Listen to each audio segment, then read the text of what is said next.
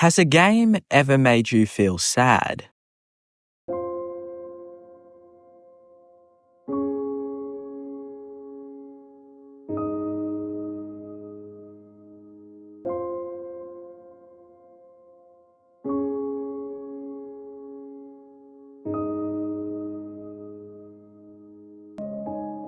In Before Your Eyes, this one moment, a memory of his mother plays, as she tells the story of all the hardships Benny has been through, how he lost himself, how he brought his parents hope even when he was sick.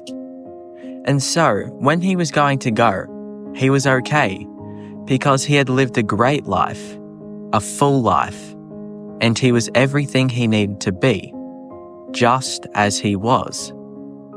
And so, Benny is accepted into the afterlife, and for a moment, you understand that sad reality when gazing upon the ferryman as the creature is about to let you in, while the soft trees and orange tints sound out joy and love. Although you sit waiting for that everlasting sense of a conclusion, it brings about a feeling of heartbreak, not for Benny, but for his parents as well. And while you sit with this thought, the end screen plays, with his parents softly speaking these words. Why is he smiling like that? It must be somewhere that he likes.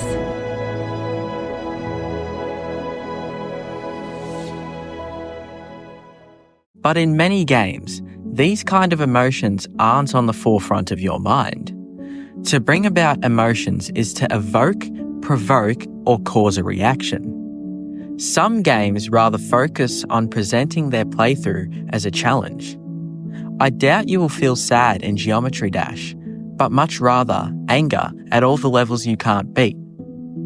With this exception, there are even more games that strike a balance between a challenging gameplay and an atmosphere that makes you feel like you're living in that world.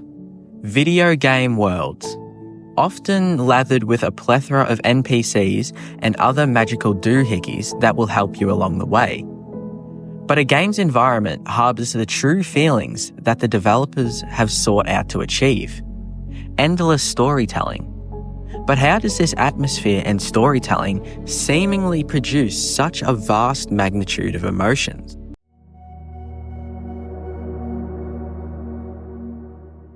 One of Skyrim's most standout features is not its combat or its character development, but rather its world.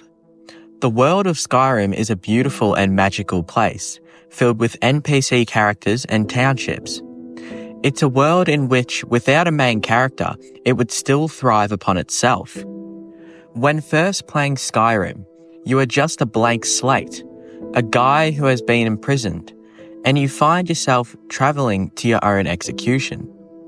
But you are bailed out by a massive dragon who seemingly destroys that very town. And from then on, it's up to you, the player, to write your own story. From the moment you step out of that cave, it's up to you to forge a path for this character by doing quests and building relationships. From then on, it's plain to see the rich and intricate lives played out by almost every other character in the game. You could quite literally wander and run into little things along the way, like shrines or enemies or even townsfolk who are up for a chat. Skyrim acts as another world to get away from the real one. Everything is connected through the same way, truly letting out the feelings and emotions that have been preserved within the beautiful landscape.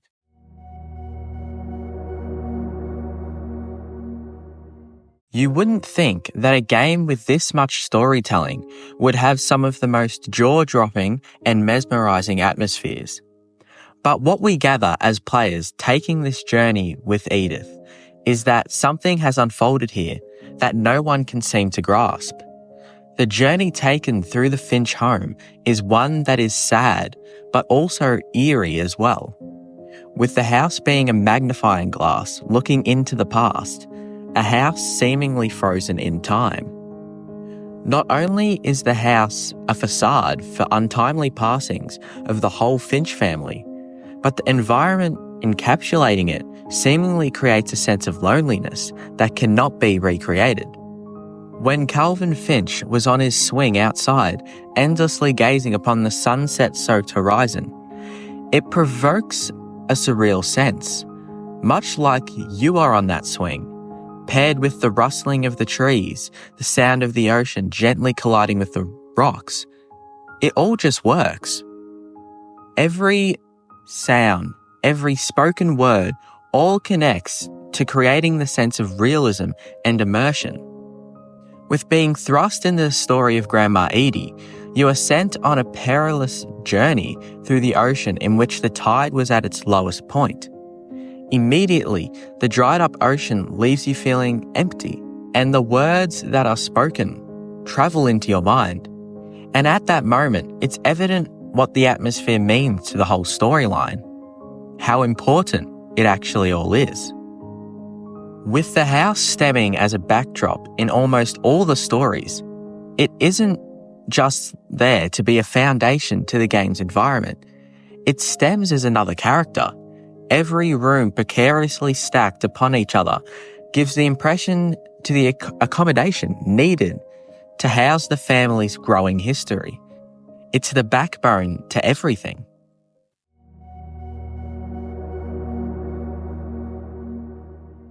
Usually when speaking about Minecraft, the main talking point that arises is its ability for endless creativity and creations. But Minecraft is more than that. It's more than just a creative whiteboard. Its massive maps and environmental details make for it to have an atmosphere that is not only soothing, but also eerie as well. Minecraft's single-player environment means that everywhere you go is new grounds. No one has been here before, only you. This sense of isolation in a world this big makes it feel strange and ominous even. Everything in Minecraft is unpredictable, from the generated blocks in front of you to the various animals spawning. Every click of your menu and every step you take, hearing the crunch of whatever material is underneath, brings about a sense of immersion that is on another scale. The solo experience of starting a new Minecraft world is one which brings a sense of joy, but also a sense of fear as well. What could be encountered in this world untouched by anyone else? A world in which only you know is in existence. And with not a single person even being in the world, the quiet nature and almost silent landscape has made for experiences where you believe you aren't the only one in the world. The silence of Minecraft could be creating paranoia, or it could be a longing for a multiplayer connection. But whatever it is, it's the environment in which these emotions are brought to the surface, an environment in which the atmosphere is the key to producing these feelings. The atmosphere of a game shapes its identity, transforming the gameplay experience into something deeply personal and memorable. In Before Your Eyes, the bittersweet tone of Benny's life and his journey to the afterlife immerses players in a narrative so profound that it transcends the screen, evoking raw emotion. Skyrim transports players into a sprawling, living world where every corner tells a story, allowing for unparalleled exploration and connection. What Remains of Edith Finch intertwines its eerie atmosphere with its storytelling, making every moment a reflection of loss and legacy. And Minecraft, with its vast, unpredictable landscapes and haunting quiet, this fosters both solitude and creativity, creating an emotional resonance unique to its open-ended simplicity. These examples illustrate that atmosphere is not just a backdrop, it is the soul of the experience.